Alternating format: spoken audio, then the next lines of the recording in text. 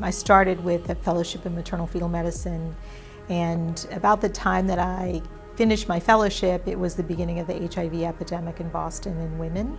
And so I went to work at Boston City Hospital. They strongly encouraged me to do an ID fellowship, so infectious disease fellowship. And then I left and went to Mass General, which is essentially where I've been my entire career until a headhunter told me about this great opportunity at Weill Cornell.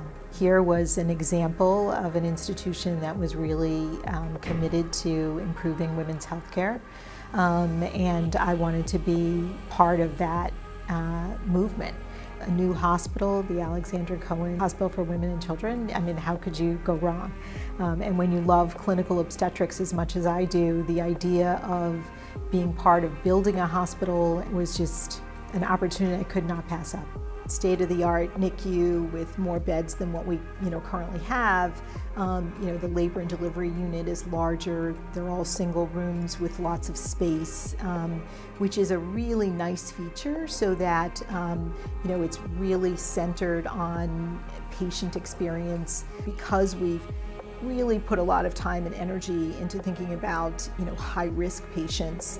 We have every bell and whistle you can imagine to take care of high-risk patients very safely. It's also important to think about women in terms of the lifespan as opposed to just this one little narrow area of the 5 or 10 years that they have children. This institution has all of those things already, excellent clinical care.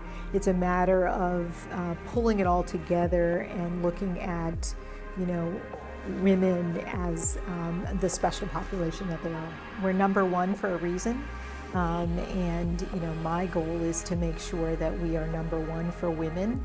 That's where the power is.